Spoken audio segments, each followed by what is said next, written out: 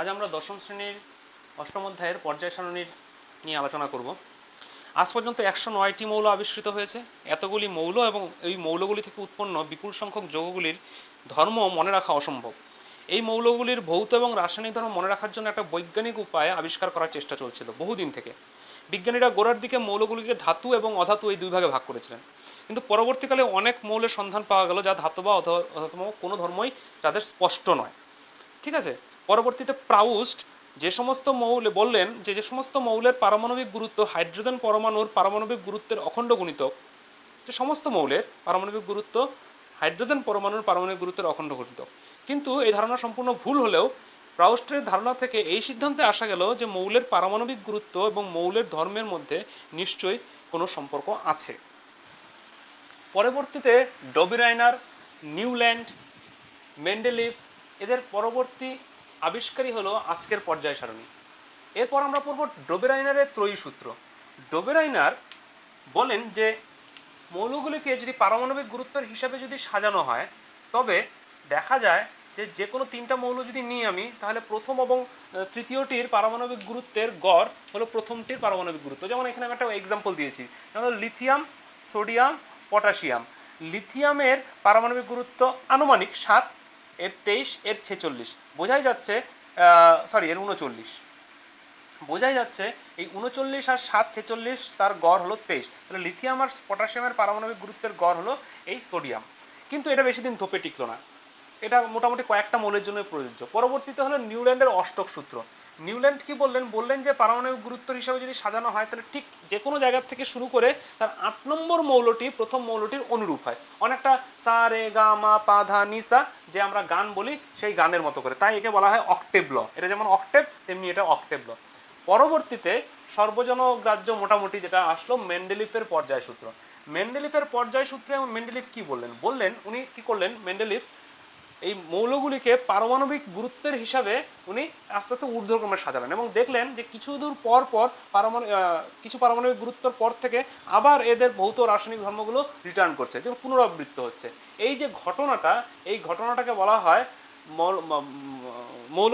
মৌলের পর্যাবৃত্তি ধর্ম। ঠিক আছে, এই মেন্ডেলিফের যে পর্যায় সূত্র, উনি যে এই পর্যায় সূত্র করে যে একটা তালিকা প্রকাশ করলেন, এটাকে উনি নাম দিয়েছেন পর্যায় সারণী। এর মধ্যে এইরকমভাবে অনুভূমিক সারিতে কিছু বিন্যস্ত আছে, আমি ছবি দেখাবো, সেটাকে বলা হচ্ছে পর্যায়। এরকম 7টা পর্যায় আছে। আর উলম্বভাবে কতগুলো মৌল আছে যার ভৌত ও রাসায়নিক ধর্মগুলি একই রকম, সেগুলোকে বলা হচ্ছে শ্রেণী। এরকম উনি 8টি শ্রেণীর কথা উনি বললেন, কিন্তু এর মধ্যে কিছু ত্রুটি রয়ে গেলেন। কি ত্রুটিগুলির মধ্যে প্রথম ত্রুটি হলো নিষ্ক্রিয় মৌল। তখনও নিষ্ক্রিয় মৌল আবিষ্কারই হয়নি। ঠিক আছে, তাই সেই নিষ্ক্রিয় মৌলগুলি পর্যায় সূত্রে স্থান পায়নি, তাই শ্রেণী সংখ্যা ছিল 8। দ্বিতীয় সমস্যা, তোমরা পর্যায় সারণী খুলে দেখতে পারো যে পটাশিয়ামের পারমাণবিক গুরুত্ব আর্গনের পারমাণবিক গুরুত্ব অপেক্ষা কিন্তু কম, কিন্তু পটাশিয়াম স্থান পেয়েছে আর্গনের পরে। তাহলে আর্গনের হিসাব মতো পরে স্থান পাওয়ার কথা, তাহলে সেই পারমাণবিক গুরুত্বের হিসাবে যে মেন্ডেলিভ যে পর্যায় সূত্রটা দিয়েছেন সেই গুরুত্বের হিসাবটা কিন্তু ভুল হচ্ছে। এই দুটো ত্রুটি কিন্তু রয়ে গেল। এবার পরবর্তীতে কি হলো, দুইজন বিজ্ঞানী, একজন তো আইসোটোপ আবিষ্কার করলো, দেখালো যে একই মৌলের ভিন্ন ভর থাকতে পারে। আরেকজনকে মোজলে পরীক্ষার মাধ্যমে দেখালো যে মৌলের পারমাণবিক গুরুত্ব নয়, পারমাণবিক সংখ্যায় কোনো মৌলের ভৌত রাসায়নিক ধর্মের পরিচয়। তাই পরবর্তীতে উনি পারমাণবিক গুরুত্বটা দুরকম চেঞ্জ করে দিলেন পর্যায় সূত্রটা, সেটাকে বলা হচ্ছে মেন্ডেলিফের সংশোধিত পর্যায় সূত্র।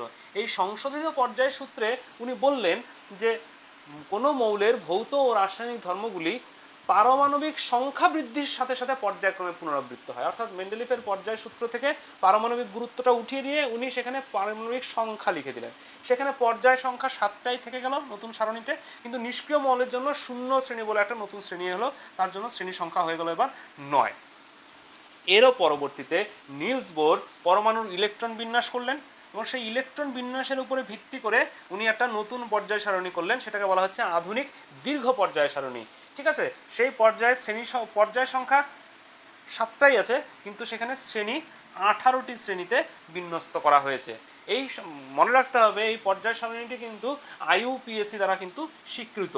আইইউপিএসসি মানে হচ্ছে international union of pure and applied chemistry. এবার আমরা মেন্ডেলিফের যে পর্যায় সারণী আছে সেই মেন্ডেলিফের পর্যায় সারণীটা কিছুটা বোঝার চেষ্টা করব। দেখো এখানে তোমরা দেখতে পাচ্ছ এরকমভাবে উনি 7টা পর্যায় করেছে, 1 2 3 4 5 6 7 করে। আর এরকমভাবে 1 2 3 4 5 6 7 8 আর 0 এই মিলে মোট 9টা শ্রেণীর কথা উনি কিন্তু বলেছেন। এইভাবে উনি এটাকে টোটালটাকে সাজিয়ে দিয়েছেন।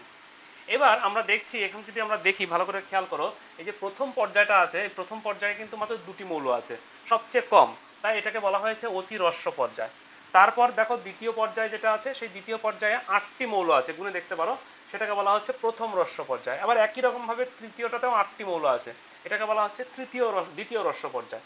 তারপর 4 নম্বরটাতে টোটাল 18টা মৌল আছে, তাই এর নাম প্রথম দীর্ঘ পর্যায়। ঠিক একই রকমভাবে 5 নম্বরটাতেও 18টা মৌল আছে, তাই একে বলা হচ্ছে দীর্ঘ পর্যায়। 6 নম্বরটাতে টোটাল 32টা মৌল আছে, এটাকে বলা হচ্ছে অতি দীর্ঘ পর্যায়।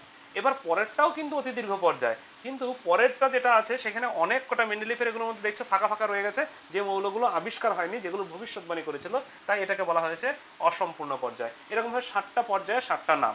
এরকমভাবে পরীক্ষায় প্রশ্ন আসতে পারে অতিহ্রস্ব পর্যায় কোনটি, তার মধ্যে কটা মৌল আছে, কী কী মৌল আছে, সেখান থেকে তোমরা কিন্তু করতে পারবে। এবার দেখো এই সমস্ত শ্রেণীগুলোর মধ্যে আমি কালো কালিতে যে নামগুলো লিখেছি, এই সমস্ত নামগুলো এরা সবগুলো হলো স্বাভাবিক মৌল।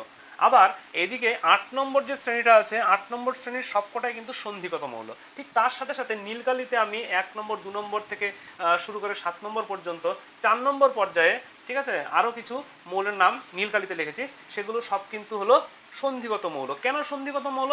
এই মৌলগুলো সবগুলো আংশিক কক্ষপূর্ণ থাকে। হ্যাঁ, এগুলো তোমার যৌগ যখন গঠন করে সেগুলো রঙিন হয়। যাই হোক, সেগুলো নিয়ে আমরা এখন যাচ্ছি না। এখন এই 1 থেকে শুরু করে 7 পর্যন্ত দেখো প্রত্যেকটায় দুটো উপশ্রেণীতে ভাগ করা আছে, এ আর বি। হ্যাঁ, এই 3 নম্বর পর্যায় পর্যন্ত কিন্তু 7টা শ্রেণীতেই একটা করে মৌল আছে, কিন্তু 4 নম্বর পর্যায় থেকে শুরু করে 6 নম্বর পর্যায় পর্যন্ত কিন্তু 4 নম্বর 5 নম্বরে দুটো করে মৌল আছে। পরবর্তীতে সেগুলো আরও ভাগ হয়েছে। যাই হোক, এই একটাকে এ শ্রেণী বলছি আর একটাকে বি উপশ্রেণী বলছি। এবার আমরা যদি দেখি, এখান থেকে দেখতে পারবে যে এখানে ল্যান্থানাম মানে এটা হচ্ছে অ্যাক্টিনাম। এই ল্যান্থানাম হলো পারমাণবিক সংখ্যা হলো 57 থেকে শুরু করে এদিকে হলো তারপর একটা যেটা হারফেনিয়াম, এটা হলো 72।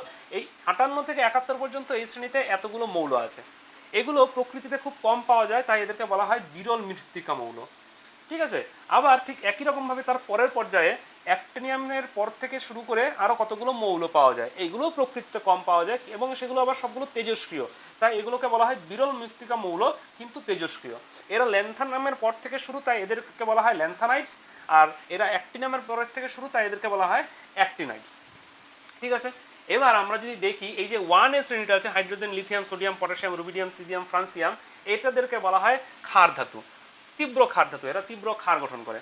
পরবর্তীতে 2A শ্রেণীটা দেখছো, beryllium, magnesium, copper, calcium, strontium, barium, radium, এই যে শ্রেণীটা আছে এদেরকে বলা হয় ক্ষারীয় মৃত্তিকা ধাতু, মাটিতে পাওয়া যায়। পরবর্তীতে এখান থেকে তুমি দেখতে পারো এই যে 7Bতে আছে fluorine, chlorine, bromine, iodine, astatine, ঠিক আছে, এদেরকে বলা হয় হ্যালোজেন। আর এদিকে 0 শ্রেণী আছে, 0 শ্রেণীতে helium, neon, argon, chromium, krypton, xenon, radon, helium, neon, argon, krypton, xenon, radon, এই যে কটা আছে এদেরকে বলা হয় নিষ্ক্রিয় গ্যাস বা নোবেল গ্যাস। এছাড়া এই 6Bতে যেগুলো আছে, 6Bতে যেগুলো আছে এই মৌলগুলোকে বলা হয় চ্যালকোজেন্স। চ্যালকোজেন্স কেন? চ্যালকোজেন্স কথাটা এসছে হলো গ্রিক ওয়ার্ড থেকে। এটা চ্যালকোজেন্স কথাটা এটা আকরিকে পাওয়া যায়, তাই এদেরকে বলা হয় চ্যালকোজেন্স। ঠিক আছে। এবার আর তাছাড়া এখানে দেখো 1B শ্রেণীতে 3টে ট্রানজিশন মেটেরিয়াল আছে, সেগুলোকে বলা হয় সবগুলোকে বলা হয় মুদ্রা ধাতু, কারণ এগুলোতে মুদ্রাতে ইউজ করা হতো। একটা জিনিস বলে রাখি, এখানে যতগুলো স্বাভাবিক মৌল আছে, স্বাভাবিক মৌলের মধ্যে কিন্তু ধাতু, অধাতু, নোবেল গ্যাস সবই হতে পারে, কিন্তু যে সন্ধিগত মৌলগুলো আছে, স্বাভাবিকভাবে সন্ধিগত মৌলগুলো কিন্তু সবগুলোই কিন্তু ধাতব। ঠিক আছে, তারা কিন্তু সবাই কিন্তু ক্ষারীয়। বেশ, এখন এমন একটা শ্রেণী আছে দেখো 7B যে শ্রেণীটা, 7B শ্রেণীর মধ্যে কিন্তু কঠিন আছে, কঠিনকে এই আয়োডিন কিন্তু কঠিন, আবার ব্রোমিন তরল, ফ্লুরিন, ক্লোরিন এরা হলো গ্যাস, তাই এটা এমন একটা শ্রেণী যে শ্রেণীতে কঠিন, তরল, গ্যাস তিনটাই আছে। সবচেয়ে হালকা ধাতু হলো এখানে লিথিয়াম, আর সবচেয়ে কঠিন মানে ভারী ধাতু হলো অসমিয়াম। বেশ, এই হলো পর্যায় সারণীতে কোনটাতে কি আছে না আছে সব কিছু। এছাড়া আছে হলো হাইড্রোজেনকে নিয়ে সমস্যা। একে মেন্ডেলিভ নাম দিয়েছে দুষ্ট মৌল। কেন? কারণ হাইড্রোজেন লিথিয়াম সোডিয়াম পটাশিয়ামের মতো জলীয় দ্রবণে হ্যাঁ তীব্র এইচ প্লাস আয়ন, ঠিক আছে, ধনাত্মক আয়ন উৎপন্ন করে, ঠিক আছে, এর তীব্র ক্ষারের মধ্যে আচরণ করে। যেমন ক্লোরিনের সাথে সোডিয়াম ক্লোরাইড উৎপন্ন করে, তেমনি হাইড্রোজেনও কিন্তু ক্লোরিনের সাথে হাইড্রোক্লোরিক অ্যাসিড হাইড্রোজেন ক্লোরাইড উৎপন্ন করে। তাহলে এরা অধাতুর সঙ্গে যুক্ত হয়ে, ঠিক আছে, যৌগ গঠন করে, তেমনি হাইড্রোজেনও যুক্ত করে। তাহলে সেই হিসাবে ওকে কি 1s শ্রেণীতে রাখা উচিত। আবার দেখা যায় যেমন ফ্লোরিন ক্লোরিন ব্রোমিন এরা যেমন দ্বিপরমাণুক গ্যাস, তেমনি হাইড্রোজেনও কিন্তু দ্বিপরমাণুক গ্যাস। আবার যেমন ফ্লোরিন ক্লোরিন এরা সোডিয়ামের সঙ্গে যুক্ত হয়ে সোডিয়াম ফ্লোরাইড এরকম উৎপন্ন করে। এবার হাইড্রোজেনও কিন্তু এদের সঙ্গে যুক্ত হয়ে সোডিয়াম হাইড্রেট গঠন করে। তাই মেন্ডেলিভ বুঝে পাচ্ছিল না একে কোথায় রাখবো, 1s শ্রেণীতে রাখবো না 7b শ্রেণীতে রাখবো, যেহেতু দুটোতেই এদের কি আছে, কিছু মিল আছে। তাই উনি হাইড্রোজেনকে দুষ্ট মৌল বলে আখ্যা দিয়েছেন। এবার আমরা মেন্ডেলিভের পর্যায় সারণীতে পর্যায় বরাবর বাম দিক থেকে ডান দিকে গেলে এবং শ্রেণী বরাবর উপর থেকে নিচে আসলে ভৌত ও রাসায়নিক ধর্মের কিরূপ পরিবর্তন হয় সেটা বোঝার চেষ্টা করছি। এবং আমরা বোর্ডে কিছু উদাহরণ দিয়েছি, নিচে দেখতে পাচ্ছ। পরীক্ষায় অ্যাকচুয়ালি উদাহরণ দিয়ে আসে যে তাদেরকে ধাতব ধর্ম বা ক্ষার ধর্ম বা অধাবত ধর্ম, অ্যাসিড ধর্ম, আয়নায়ন বিভব, পরমাণুর আকারের হিসাবে মানের ঊর্ধ্বক্রমে বা অধক্রমে সাজাতে বলে। কিছু উদাহরণ দিয়ে দেয়, সেগুলোকে সাজাতে হয়। কিভাবে সাজাবো, হ্যাঁ, এবং সেটা কেন হয়, পরমাণুর আকার বাম দিক থেকে ডান দিকে গেলে কি হয় এবং কেন হয়, সেটাই আমরা এখন পুরোপুরি বোঝার চেষ্টা করছি। এমনিতে আমরা লিখে দিতেই পারি, কিন্তু আমরা বুঝে করার চেষ্টা করি। এই বোর্ডে যে উদাহরণগুলো দেওয়া হয়েছে, এখানে যে উদাহরণ দেওয়া হয়েছে, আমি এখানে দুটো তিনটে উদাহরণ নিয়েছি। যেমন একটা আমরা 1s শ্রেণী নিয়েছি, যেখানে লিথিয়াম সোডিয়াম আর পটাশিয়াম। লিথিয়ামে তিনটে পারমাণবিক সংখ্যা 3, ইলেকট্রন 3, সোডিয়ামে 11 এবং পটাশিয়ামে 19। আবার এদিকে আমরা একটা পর্যায় নিয়েছি, যেখানে দ্বিতীয় পর্যায়টি নেওয়া হয়েছে লিথিয়ামের 3, কার্বনের 6, ফ্লোরিনের 9। আর এদিকে 7b শ্রেণী একটা নেওয়া হয়েছে বোঝানোর জন্য, ফ্লোরিনের 9 আর ক্লোরিনের 17। এবার এই জিনিসগুলো বোঝার জন্য যে পয়েন্টগুলো দরকার, সেই পয়েন্টগুলো আমি লিখেছি, আমি এক এক করে বোঝাই। আচ্ছা, যদি আমরা একটা শ্রেণী বরাবর নিচের দিকে নামি, তাহলে দেখতে পাচ্ছি যেমন 1s শ্রেণী অনুযায়ী দেখতে পাচ্ছি এখানে আমার দুটো কক্ষপথ আছে, কিন্তু এখানে দেখাচ্ছে আমার 3টে কক্ষপথ আছে, এখানে 4টে কক্ষপথ আছে। তাই শ্রেণী বরাবর উপর থেকে নিচে যত নামা যায় তার একটা করে কক্ষপথ এগিয়ে যাচ্ছে। তা স্বাভাবিকভাবেই তার কি হবে, পরমাণুর আকার বৃদ্ধি হবেই, এখানে আর কোনো প্রশ্নই আসে না। তাই শ্রেণী বরাবর যদি পরমাণুর আকার উপর থেকে নিচের দিকে যায়, তাহলে শ্রেণী বরাবর উপর থেকে নিচে নামলে পরমাণুর আকার অবশ্যই বাড়বে। এবার যদি আমি পর্যায় বরাবর যাই, দেখো পর্যায় বরাবর কিন্তু প্রত্যেকের ক্ষেত্রে, যেমন লিথিয়াম কার্বন ফ্লোরিন প্রত্যেকের দ্বিতীয় পর্যায়ে আছে এবং তার কক্ষপথ সংখ্যা কিন্তু 2, কিন্তু এখানে সর্ববহিস্থ কক্ষে ইলেকট্রন সংখ্যা কিন্তু বেশি হয়ে যাচ্ছে।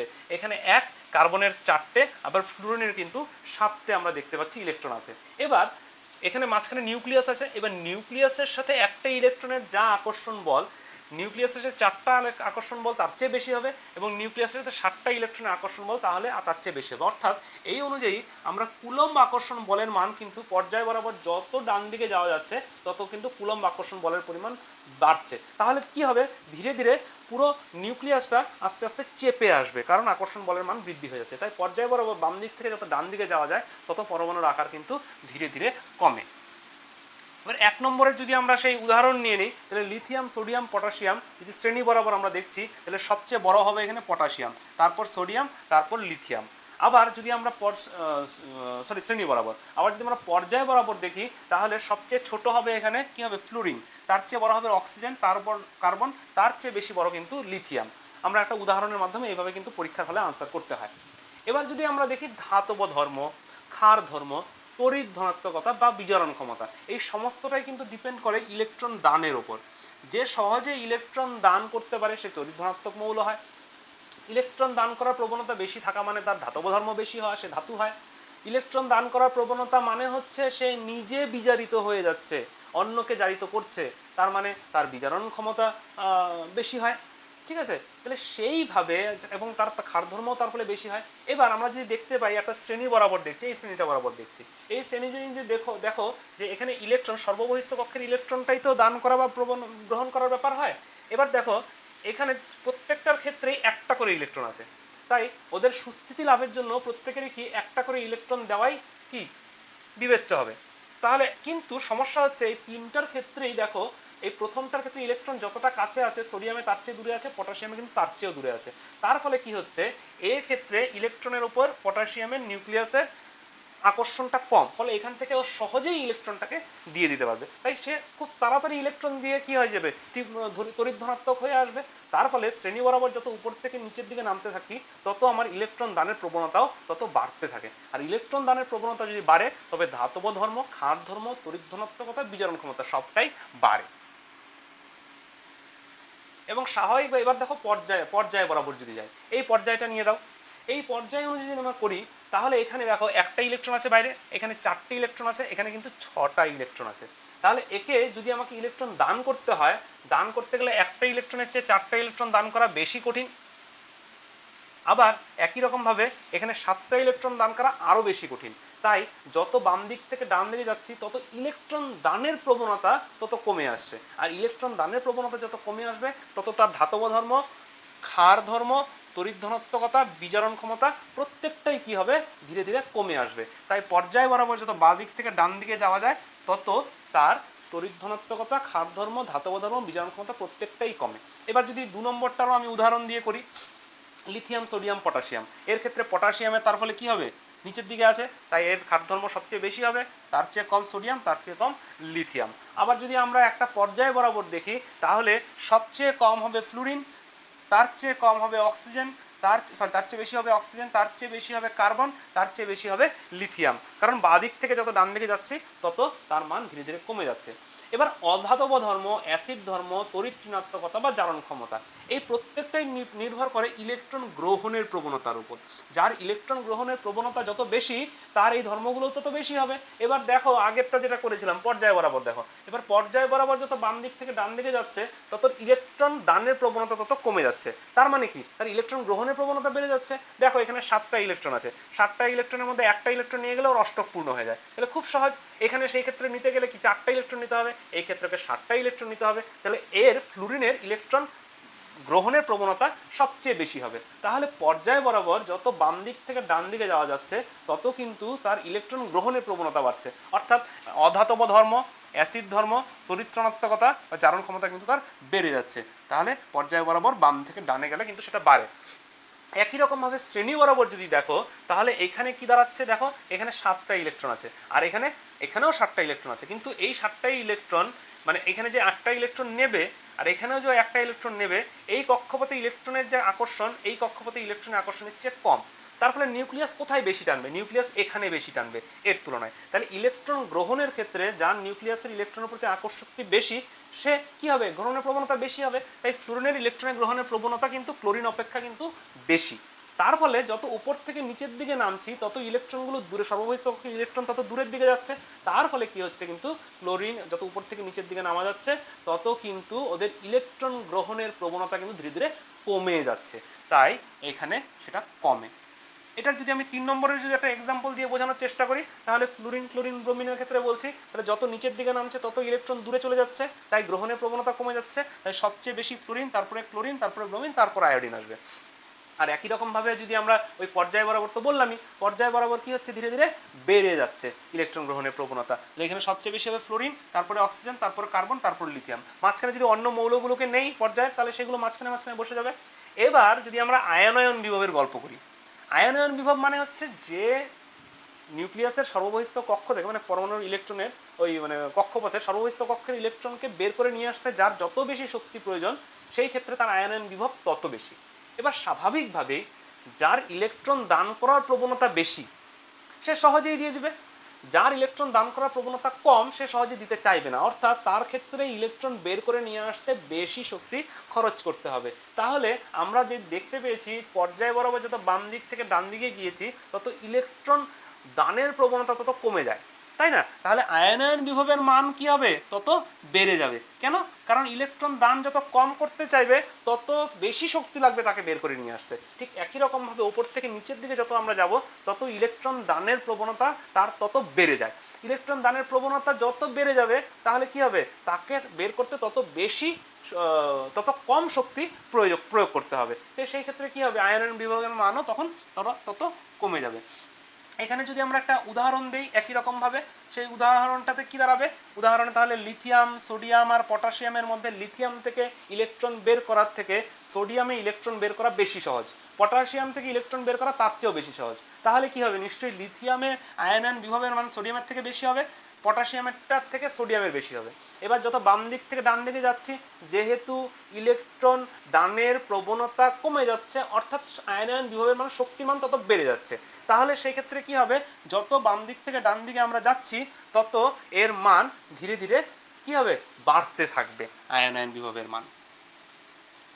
এইভাবে কিন্তু পরীক্ষায় বিভিন্ন রকমের প্রশ্ন আসে, এই প্রশ্নগুলো কিন্তু খুব সহজেই আনসার করা যায়। ঠিক আছে, এই পর্যন্ত পর্যায়